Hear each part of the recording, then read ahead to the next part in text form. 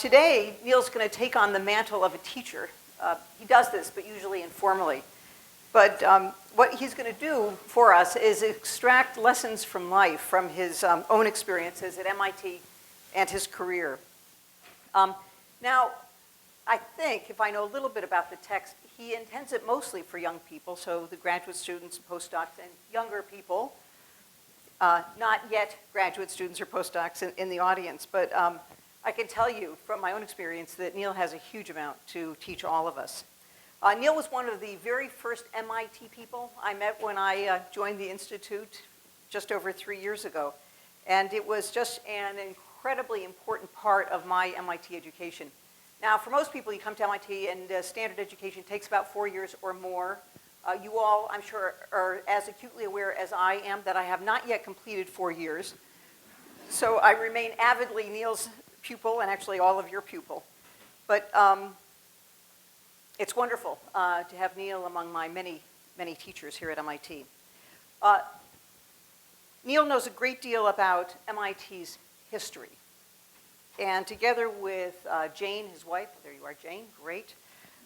Through their incredible and wide-ranging generosity, they have very much helped to shape MIT's present. And today, I think Neil will help us get a glimpse of MIT's future. Now, MIT has exciting new leadership in many quarters, and over this semester and the next, we've been embarking on a vital, and I would say unprecedented period of inter-school and cross-departmental collaborations. And it's not often that the deans of 2 schools would come together to celebrate the contributions of a single graduate. And I want to thank Super and Mark for the kinds of collaborations they had together as department heads and now continue as dean, but also the collaborations that we see today in this joint hosting of Neil's talk. Now, for those of you who don't know Neil, let me just give you a few biographical facts. I believe his talk today will give you some greater detail about his life. Neil graduated from MIT in 1964 in Core 6. It's not exactly that he started out in Core 6, and that's an interesting story, and I'm not sure we'll get that whole story. But at the end of the day, it was Core 6, in which he got his degree. But then he went on very shortly afterward to found Meditech, which was a pioneer in medical system software. From my vantage, I see this rush toward these integrated electronic medical records. We hear a lot about it. They are absolutely critical. But one of the things I find absolutely astonishing about Neil is he understood the potential of the electronic medical record when most people hadn't even got their hands onto computers. So he pioneered the field, and Meditech remains the leader in the field. Now, while he is, I would say by anyone's measure, a legend in his field, you will also discover, if you don't know him already, that he is the warmest and most genial genius that I think I've ever met. He and Jane have used their resources to benefit MIT in an extraordinary range of ways, from helping to fund the Magellan Telescope, which then helped us to assemble an extraordinary group of astrophysicists. He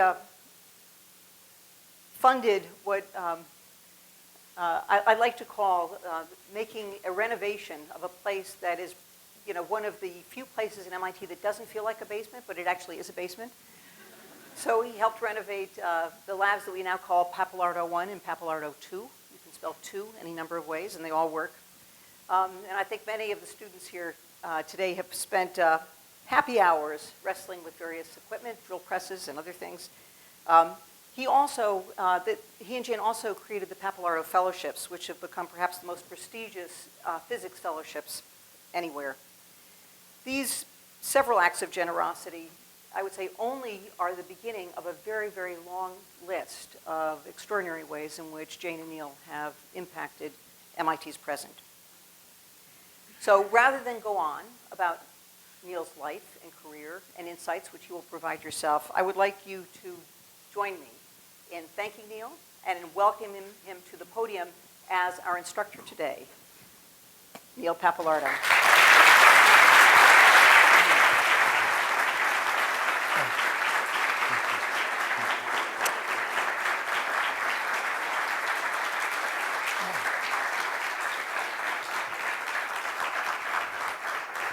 This work all right?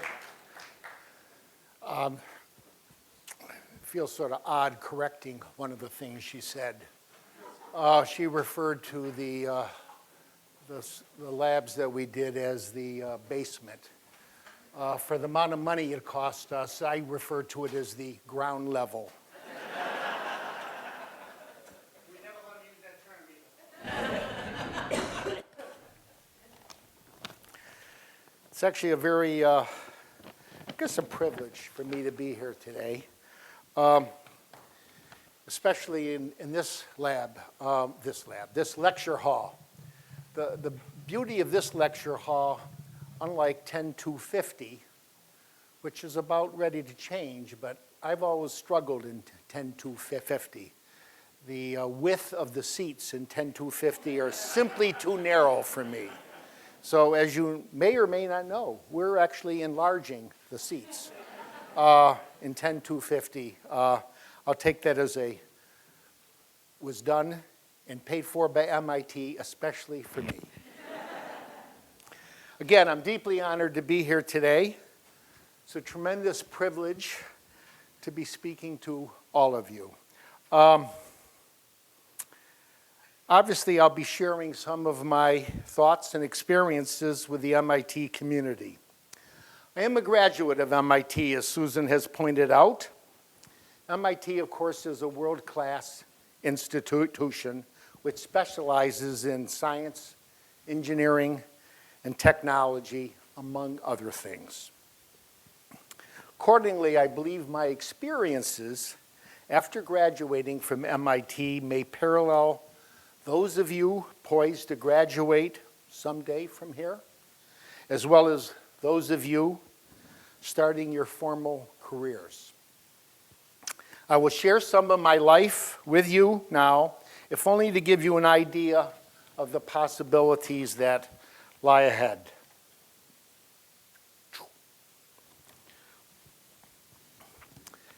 An MIT education will awaken creativity and discovery within you.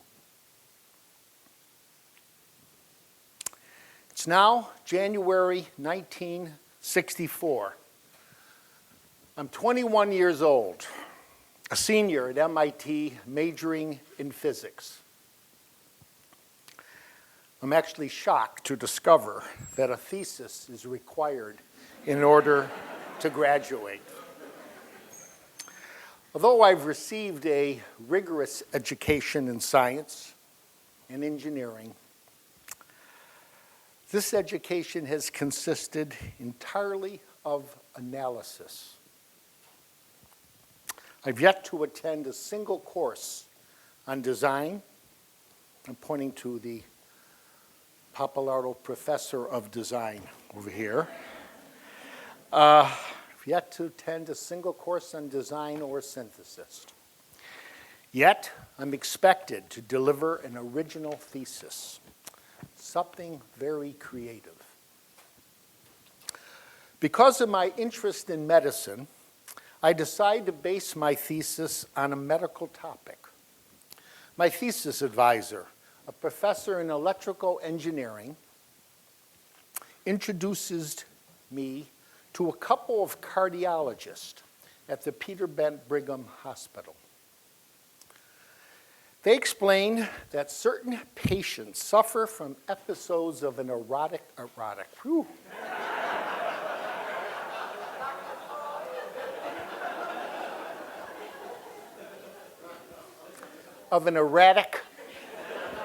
heart rate.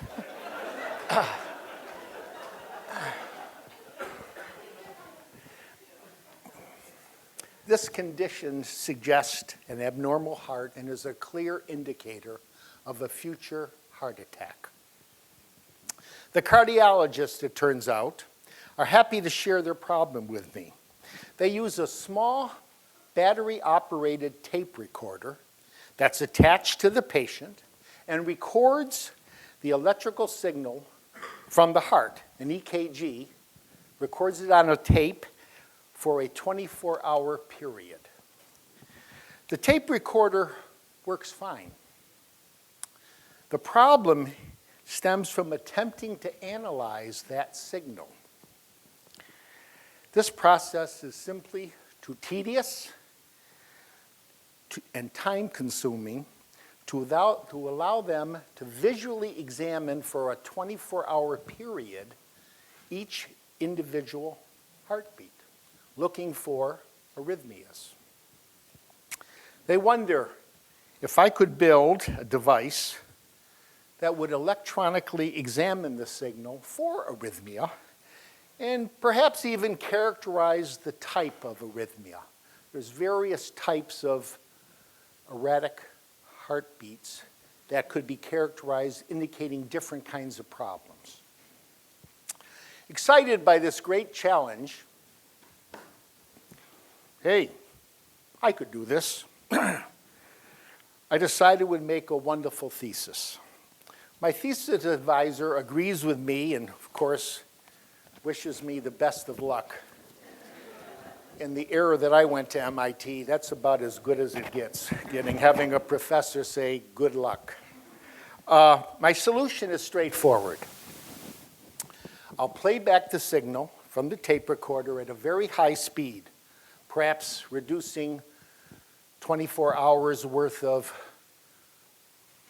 heart rate into perhaps 1 hour, and have special purpose analog and digital circuits of my own design, which will not only detect and characterize episodes of arrhythmia, but I should be able to count them as well.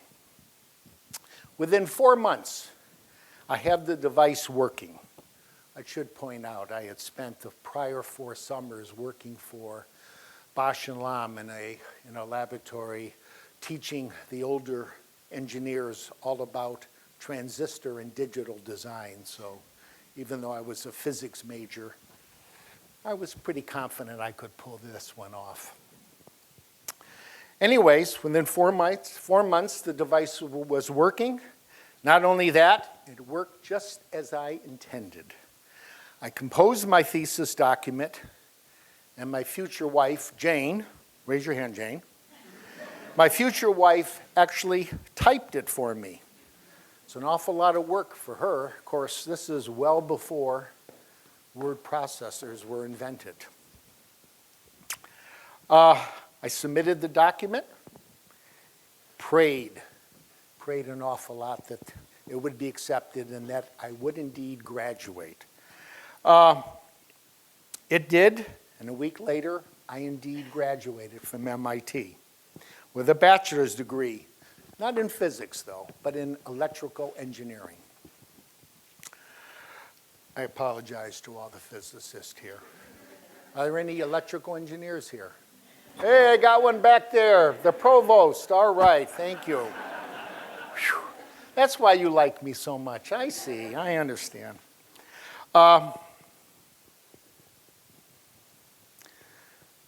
Soon thereafter, I was contacted actually by a medical device company that wanted to commercialize this device.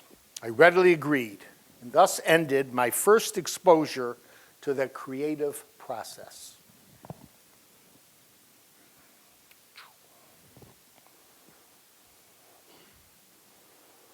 It says there, MIT graduates will be unhindered by the skepticism of the established order. Boy, I love that sentence. Unhindered by the skepticism of the established order. It's now June 1964. I'm 22 years old and a brand new graduate of MIT. Stimulated by my thesis work, I joined a research group at a local teaching hospital.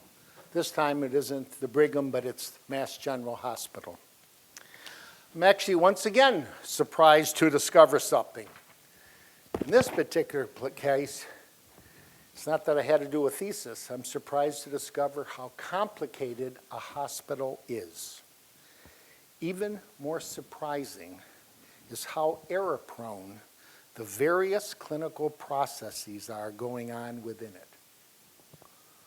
Not only are various doctors in charge of multiple patients, each doctor utilizes a staff of perhaps 50 clinicians made up of nurses, laboratory technicians, pharmacists, radiologists, and others to treat each patient. As if this isn't enough, most of these same clinicians are also simultaneously dealing with numerous other doctors and their patients. I'm amazed, absolutely amazed, that anyone manages to do the correct thing for the correct patient at the correct time. It seems to me that a computer system could be developed which could effectively orchestrate the various clinical processes.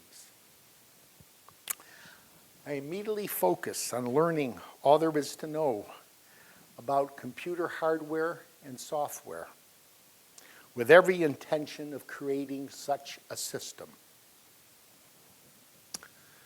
I'm armed with a minimal amount of book knowledge on computer systems, but I decide to offer my solution to the hospital's administration.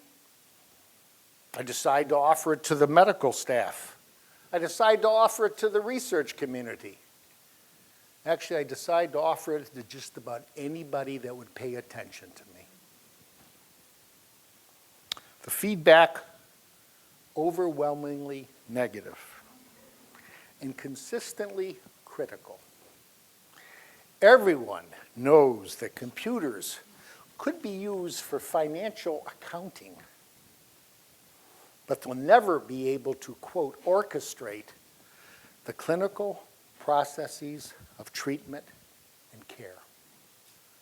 Besides, even if it were possible to do such a thing, to develop such a system, it could never be done by a young man as me.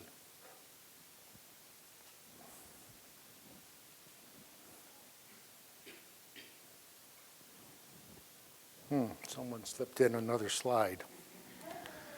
Perhaps this is time for a personal anecdote. Picture of blood, picture of a piano. I pointed out my wife typed my thesis. Actually, she wasn't my wife. She was my fiancée, typed my thesis. We got married right after I graduated. Graduated in June. We were married in August. Obviously, by the way, we're still married. She had just completed her junior year at BU, majoring in piano at the School of Fine and Applied Arts. I figured out very early after we got married that I had 1 year, our first anniversary. If I didn't buy her a piano as a present for our first anniversary, I was dead meat. Now, in that time frame, things were a little tougher in our family. She got pregnant right away. Things were tough. I made a salary about half the amount that my fraternity brothers were making working for industry. But I wanted very much to work in a hospital, and I was perfectly satisfied making far less than them. But we were essentially poor.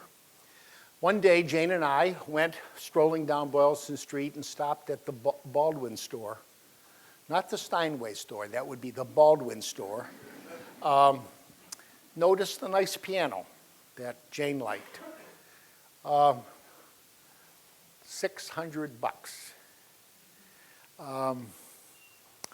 I was making $400 a month at Mass General. The likelihood of me being able to afford a $600 piano for our first wedding anniversary was essentially impossible. But it occurred to me, I worked at a hospital. At hospitals, there's always a market for bodily fluids. That's why I put blood here in case somebody was thinking of another type of bodily fluid. I asked around and found this research program that would be more than happy to take actually Italian or Sicilian blood for an experiment. They needed a pint of blood every 3 weeks for 12 weeks. Tough negotiation. They were willing to pay me $50 a pint. So I immediately enrolled in this program. For those of you that don't do the math, that's 12 times 50, $600. That's what the cost of the piano was. I was in Fat City. Actually, I soon became in Thin City. By the 10th pint, I had pretty much lost about 25 pounds. And even though I wanted very much to complete this program, the likelihood of me doing it was going to be pretty slim. So with $500 only, I went to the Baldwin store. You ever seen a grown man cry on his knees in front of a piano? Anyways, they had sympathy on me. They sold me the piano, including the sales tax, for $500. Had it delivered to our apartment house for our first anniversary. Obviously, it worked very well. She's still married to me, so woo. So that's a little bit of personal information about me. I was unclear I was going to tell this story because I have some grandchildren here, and I was afraid they might get a little nauseated realizing that I had to give blood simply to stay married to their grandmother.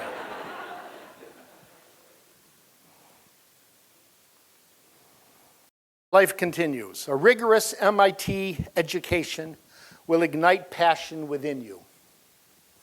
It's now September 1965, and I'm 23 years old.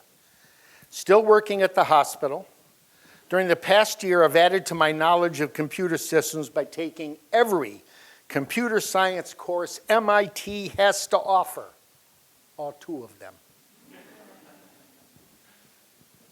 I've managed to confiscate a modest-sized computer which apparently no one needed in one of the research labs. Most importantly, I've created the first of a series of high-level computer programming languages. Eventually, these languages will serve as the technological foundation for a computer system orchestrating every clinical process within a hospital. Unaware of, therefore undaunted by the scope of the undertaking, I set out to create software to automate the hospital's clinical laboratory. Not only is the clinical laboratory one of the most important departments, it's also one of the busiest. It processes a plethora of diagnostic tests that are continually requested by the doctors. It's the responsibility of the laboratory to collect blood or urine specimens from various patients, to perform the required test procedures on them, and to report the test results back to the doctors. It's a complicated process, and quite often specimens are collected from the wrong patient, or the wrong test is performed on a specimen, or the result ends up in the wrong patient's chart, or any combination thereof. After 6 months of long hours, I, along with 2 other programmers, produced a so-called automated laboratory system. We set up our system within the laboratory at Mass General using a small computer, 6 terminals, and a printer, and trained the laboratory personnel on how to operate the software. The system works, not without a few unintended consequences. Later generation will call these bugs. We're happy to make the necessary adjustments, thereby improving the system. And from then on, the laboratory realizes a significant reduction in errors.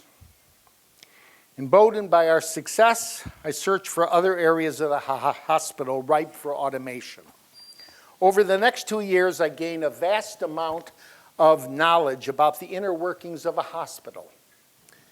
During this time, I begin to imagine the next step for me, creating a software company to provide these solutions to other hospitals everywhere, and in the process, to contribute to the improvement of the national healthcare system within America.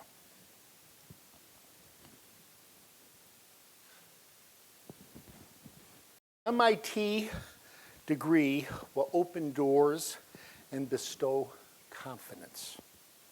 It's now 1968. I'm 26 years old and the father of 3.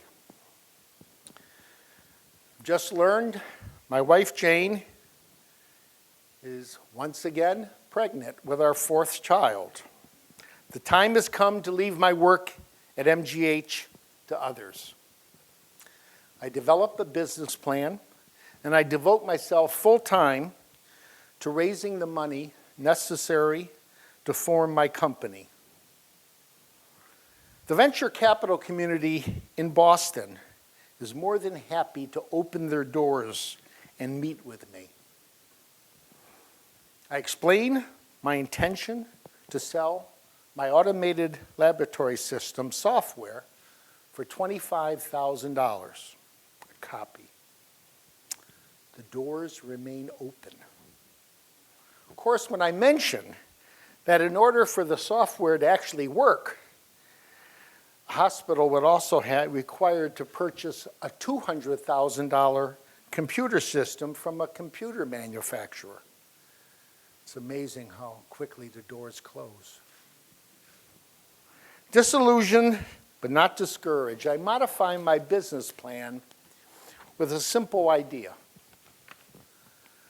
I'll run the software on my company's computer and connect to a display terminal and a printer at a prospective hospital customer.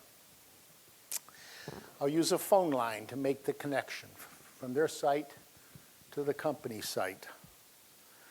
I would charge $1,000 per month without any contract, and the hospital could try the system out before making a serious commitment to buy. Even though this idea, quote, try before you buy, quote, requires significantly more money to start my company, the venture capital community was impressed, and I raised over $500,000. Meditech is formally born on August 4th, 1969, the very same day as my 4th child. I realized my dream to start my own company. Missy, you here? Where are you? Oh, there she is. She's the 4th child, huh? Whew. I gave you a pitch, Missy. It's okay. The next 7 years are spent overcoming not only the traditional challenges faced by any brand new company, but also those unique to the emerging software industry. Perhaps the greatest challenge was simply explaining what software was. Potential hospital customers had little or no idea what we were selling, and more importantly, how it could possibly benefit them. Potential Meditech employees needed to be convinced that providing software to hospitals would ultimately lead to a viable business. How the world has changed about software today than it was then. Despite the climate of skepticism regarding software, I had actually become convinced that hospitals would be best served by automating not just the laboratory, but all of its clinical, administrative, and financial departments. Furthermore, Although individual products could be operated in a standalone fashion, maximum effectiveness would be achieved when they were used in an integrated mode, sharing access to the common clinical, administrative, and financial records of the hospital. In addition, we needed to replace the traditional paper medical record with the electronic medical record. Multiple clinicians must be able to access a patient's data from anywhere within the hospital or from anywhere outside of the hospital. Multiple clinicians must be able to read the data or update the data concurrently. This is actually fairly easy to do from a technical point of view. It's far harder, though, to convince clinicians that computers are actually easy to operate. Although setting Meditech on a course involving the simultaneous development of numerous systems is seen by many as risky, perhaps even foolish, I'm confident that's the only way to achieve long-term success for Meditech.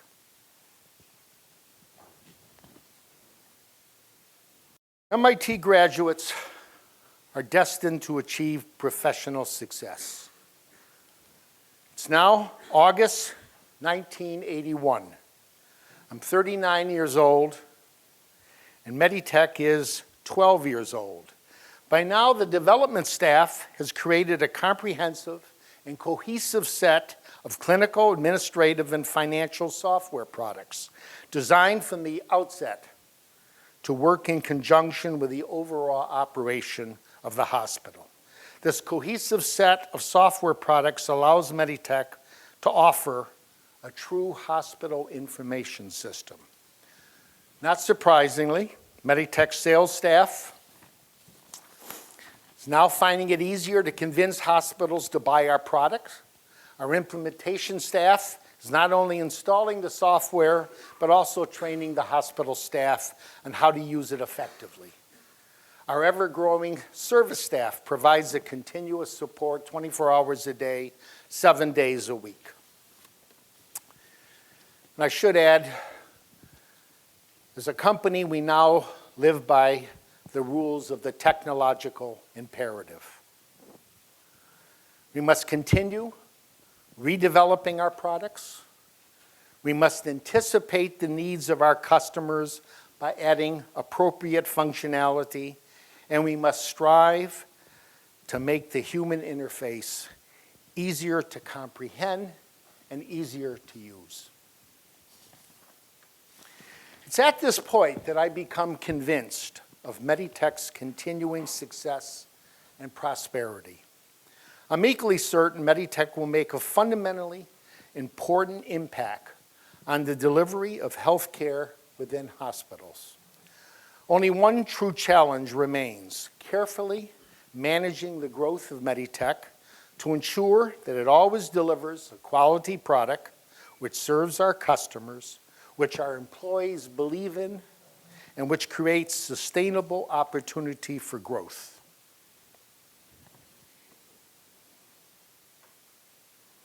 Oh, once again, a personal remembrance here. I think many of you know Pappalardo is not your traditional Irish name. My heritage is Sicilian. Many of you should know that while most Sicilians work the right-hand side of the road, there's a few Sicilians that work the left-hand side of the road. My mother, product of third grade, wanted very much for her two sons to work the right side of the road. In her mind, it was very simple. My brother, my older brother, was to be a lawyer, and me, I was to be a doctor. Those being really the only two professions my mother knew about. And of course, she spent a lot of time wondering. When I first came to MIT, she didn't know MIT from XYZ. But when I started working at Mass General Hospital, she was very happy, thinking I was well on my way to becoming a doctor. Of course, after 3 years, I left Mass General and started Meditech. She clearly knew something was up. And from time to time, she would ask me, Nino. For those of you that don't know, my name isn't Neil. My first name is actually Antonino. And the normal diminutive for Antonino in Sicilian is Nino. Nino, what is it that you do? She asked this repeatedly of me, many, many, many times. Of course, I would attempt to explain to her the technological concept of software, which typically went totally over her head. But her real reason for asking was a simple one. She wanted to know if I was working the right side of the road. She knew in our early marriage, as I pointed out before, things were tough. In fact, for about almost 10 years, things were really tough for us. 4 kids. Jane, of course, had a far harder job than I did. I was only trying to found the software company. She was raising 4 kids all of a year apart. Did a wonderful job, I might add. Things were tough. We never went out to eat. My mother knew things were tough for us. We only had used cars. But after about 10 years of Meditech, her son looked like he started to do all right. Things were looking up for her son. He bought a building out on Route 128, the old Underwood Deviled Ham corporate headquarters. A very nice building out on 128 from the dingy quarters in East Cambridge that we started with. My mother decided it was time to come and visit her son, now that he's starting to be successful. But really, she wanted to know what exactly it is that I do. So I took her to our new building. She was very impressed with the physical plan, wanted to go inside and look around. Everywhere she looked, she saw, presumably, staff members working at their desk with computer screens in front of them and usually a phone in their hand. She went upstairs, saw the same thing. She went downstairs, saw the same thing. And all of a sudden, she started to cry, bitter like this. That's what my mother always did when she was upset. She bit her forefinger and ran outside, and I went chasing after her. Mama, Mama, why are you crying? She looked at me. Nino, are you making book?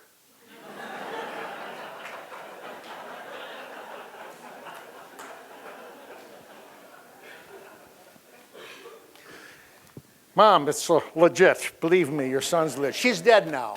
The sad part is, I'm glad to some extent she did pass away before we bought our 4th building, which happens to be in Canton. It's the building I work on. We happen to own a racetrack in that building. Stable full of horses. MIT graduates will give back to society and to their school. It's now April 2008. I'm 66 years old, and Meditech, at 39 years old, is one of the world's oldest software companies. Its information system is installed in over 2,200 hospitals throughout the United States, Canada, and the UK, and various other places around. Each year, Meditech helps to improve the health care of over 25 million hospitalized patients. Although I continue to play a very active role in my company, I now devote much of my time to MIT, making whatever contribution I can to help it maintain its world-class status. Believing it important to give back, not only to my alma mater, but to society in general, I also contribute financially to a wide range of cultural educational and social service organizations within the greater Boston area. I feel incredibly fortunate to be able to make a difference in my community. I have no doubt that all of you, as members of the MIT community, will make an impact in whatever field you choose. Your contribution to society should not be limited, though, to technical endeavors.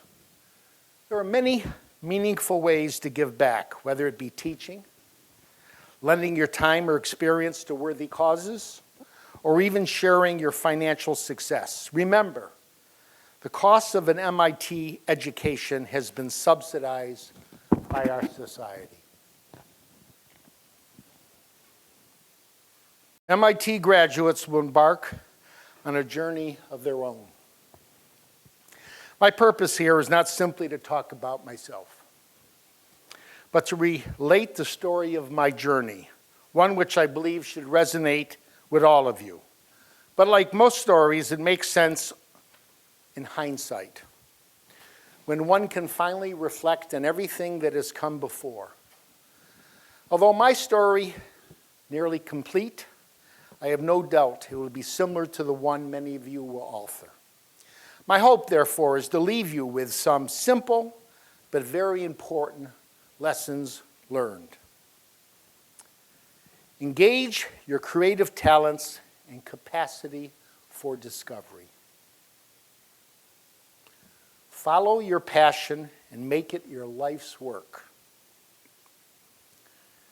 Remain confident in your abilities and do not waver in the face of skepticism or adversity. And above all, should you come to be rewarded for your hard work and dedication, never forget your obligation to your family, to your university, and to your society. I end this talk with a final wish for members of the MIT community. May your own children be proud of you, not only of your accomplishments in your respective fields of endeavor, but also in your contribution to society. Thank you.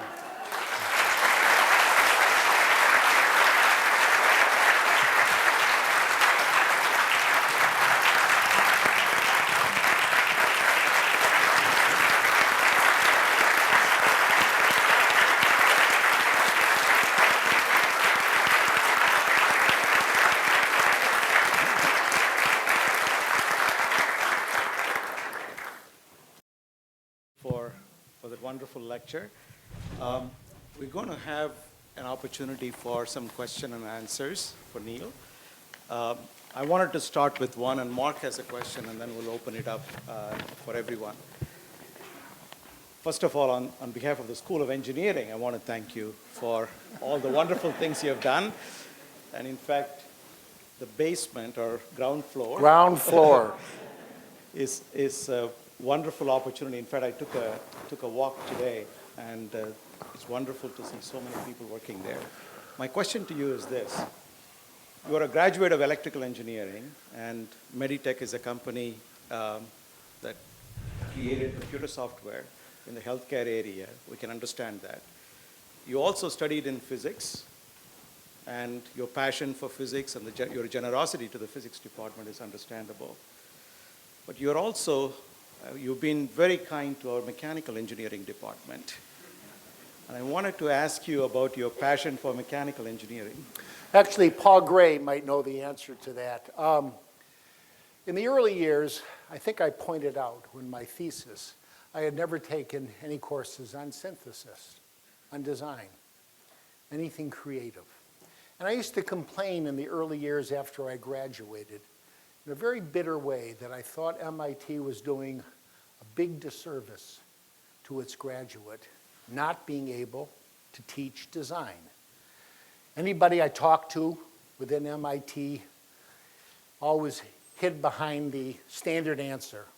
We don't really know how to teach design. We know how to teach analysis. Then one day, I was introduced to the mechanical engineering department, which I think You know, Subu, you're a mechanical engineer. Design is one of the strengths of mechanical engineering.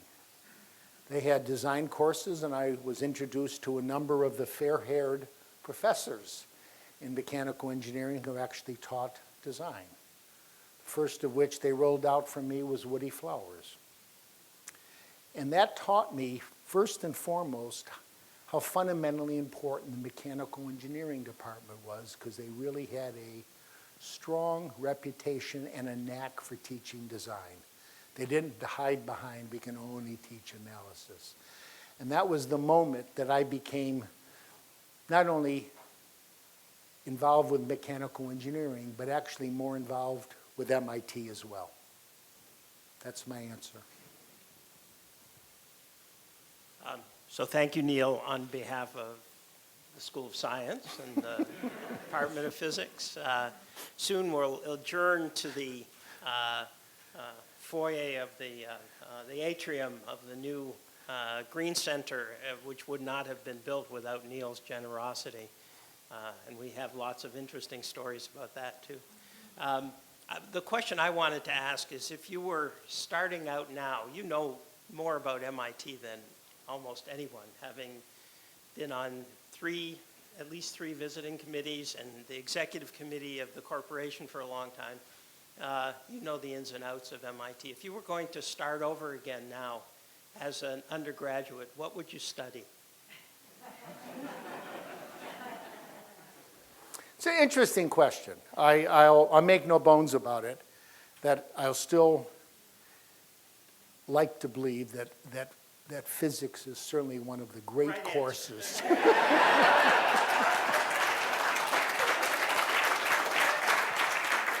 He doesn't know why I said it's one of the great courses, but I'm going to explain to you, because I also wear another hat here.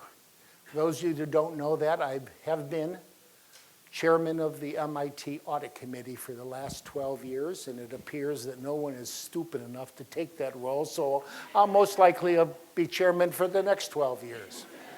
And what I have learned is that the physics department spends more money on dinners for its faculty, senior and junior, and its students than any other department.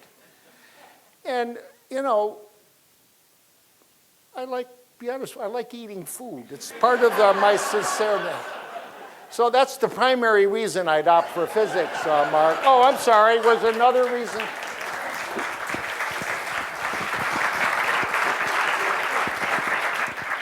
I've said that joke 100 times. He knows that. It actually is a true statement. On a per capita basis, they do spend. But there's a reason, by the way. It brings the physicists together. It's one of the departments that is perhaps the most spread out throughout the institute, and providing food causes people to come together. And that was the primary. In fact, Mark is the one, because the budget went up by about a factor of 3 the moment you became department head. It's amazing now that he's the dean of science, he's putting the kibosh on that whole food budget. Sorry, Ed, I don't know what to tell you. But actually, physics is certainly a great thing. It teaches you about a lot of things. What it doesn't teach you, though, is design. And that's probably okay, but on the other hand, introducing a finite number of design, how to make something that's never been made before, how to discover something that's never been discovered before. Those kind of things, I believe, are exciting for the MIT community. So, sorry, Sue. Let's open the 2 questions from the audience for Neil. Anybody? Boy, what an easy act. Neil? Yes, I Priscilla. would like to say that Carl Taylor Compton would be extraordinarily proud of you. He had a saying that you always left the campground better than you found it. You have done that. Well, thank you, Thank you very much.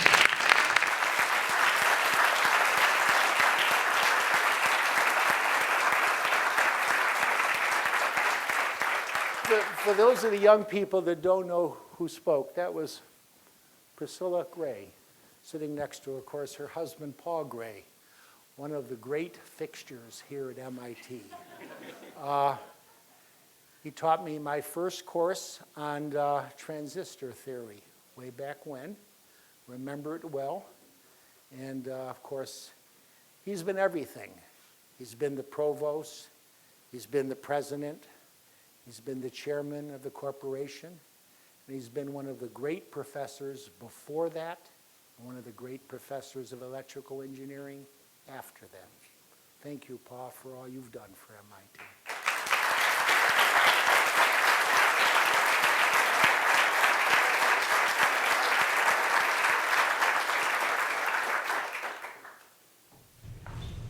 So if there are no other questions, was there a question up there? You can see that. Go I had ahead. a question on the implementation of the Meditech product from a technical versus a social perspective. You talked about the technical side of it. Can you talk a little bit about the social side of how you were able to integrate the software package into an environment that probably wasn't very forthcoming or welcome? Yeah, certainly that has been the traditional problem for many, many years, and it still goes on. We clearly have a very comprehensive set of software, which today hospitals have to have in order to simply open their doors and operate. But on the other hand, there's still a large resistance of using the class of software that I particularly, personally, work on, which is trying to orchestrate the clinical process. The dilemma is physicians. With the software that I particularly develop, I try to orchestrate what they do. I try not to give them the opportunity to order any possible drug at any possible amount, at any possible frequency. Instead, I try to generate a short list of the orders that may be appropriate in this particular time frame for this particular patient, based on what the diagnosis is, based on where they are in their pre-op or post-op or process. The dilemma with removing freedom of choice from professionals like physicians, it's an uphill battle. Lately, we certainly have been able to restrict freedom of choice in many of the clinicians in a hospital. In particular, medication errors, one of the big fundamental problems in hospitals. Medication errors. Starts, of course, with the physician. Rather than ordering the medication directly from a computer, prefers to have one of his or her minions order it, and tells the minion, order this particular medication for this particular patient. Hence, one level of transcription. But on the other hand, we have cubbyhold, many of our customers, the nurses that administer the medication. We make sure before a medication can be administered to a patient that there's a positive check between the machine-readable code on the patient's wrist with the machine-readable code that's on the medication order with the obviously machine-readable order that's in the computer to make sure the right drug is given to the right patient at the right time. We have 2,200 active hospital customers. This product has been available for about 6 years. Here we are. So what fraction of 2,200 hospitals are actually using this system as opposed to the old-fashioned way? Got about 120 today. It was a big thing done on 60 Minutes. The movie star whose 2 children were given an adult version of blood thinner over-medicated, didn't die, but it came out all right. Like, thank God, most human beings actually resist medication errors. But it's a fundamental problem. When you remove freedom of choice from professionals, it's a long road to get them to eventually, my hope, of course, is not the current generation of doctors, but the next generation who are, used to using computer technology will be the ones that'll be easier to implement such systems. And of course, I could use it as example, infection issues in hospitals, but I won't. Everyone knows it's the biggest fundamental problem in hospitals. That's where the bugs are. You want to get an infection, go to a hospital. Any other questions of any sort? Yes, Dietrich. What's been the biggest, The assistant dean of engineering works for Subaru. I've known Dietrich a long, long time. Yes, Dietrich.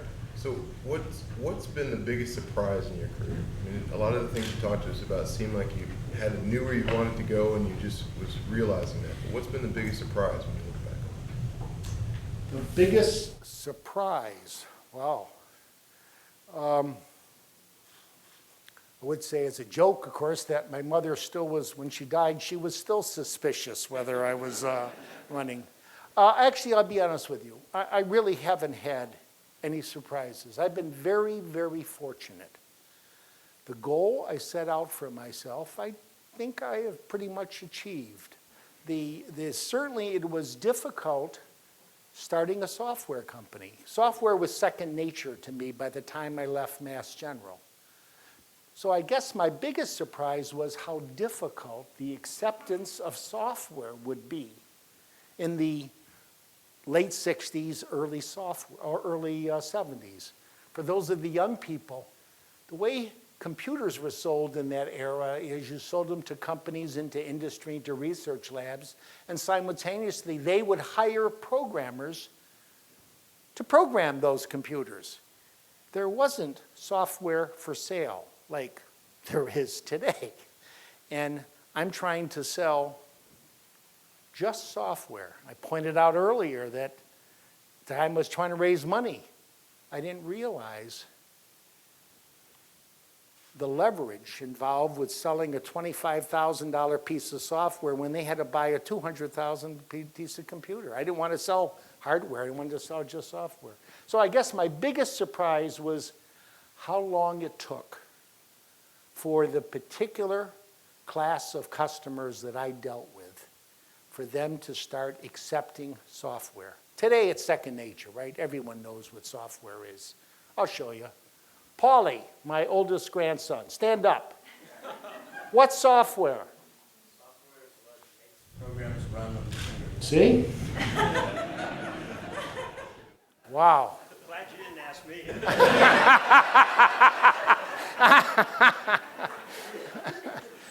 Anyone else? To be successful also means you must have had competition. Yeah, so how do you see the role of being creative and innovative in the face of competition? Well, first I would like to believe that the trouble we had in the early years is there wasn't any competition. There is an intrinsic benefit of competition. It starts to add credibility to what you were doing. In the early years, not only were not other software companies selling to anybody, there weren't software companies selling to hospitals. Today, of course, the world's different. So I'd argue that competition is probably the best thing that happened to us. Today in time keeps us on our toes. Obviously, we compete every day to make sure our products are better, cheaper, offer, are more effective, less error prone, do everything like that. So competition, like as it always has been, is about the healthiest thing that could happen to society. And so, be honest with you, I don't take it. We do have competitors. We're fortunate that we have probably the largest share of hospitals in America. We have a 25% share of all the hospitals in America. We have a 40% share of all the hospitals in Canada. So we're pleased. The president of Meditech now, I'm no longer the president. I don't know if he's even here today. You know, I can't see that far anyways, but it's his job to continue to increase that. And not only in the English-speaking world like Canada and the UK and Australia, but we're making a big move, converting all our products into Spanish so we can move south. Any other questions? One more, and then we'll call it close. Okay, so my question is, I'm actually an MIT student, and so I'm just wondering, like, what was the key for you, or when was it clear for you that it was time for you to start your software company? What was the key for you to make that jump between working for a It's actually a very good question. It was in the back of my mind, like it is in many, many MIT students.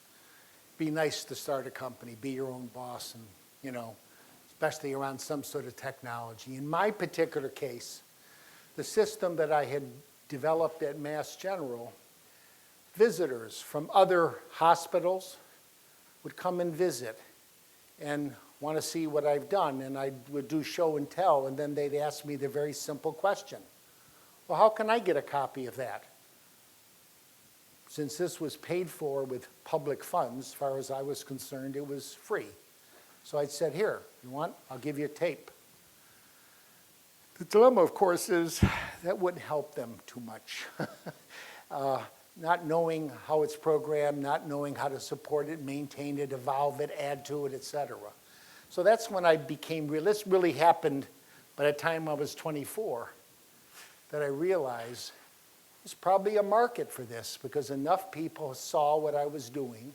It was certainly advanced for that time frame, and that's what became clear to me, that the only way, perhaps out of pride, that I would ever get my work into the marketplace was actually to start a company specifically to carry my work forward and get it into the marketplace. Fair enough? Listen, I want to thank you all, especially Susan, for giving me a nice warm introduction.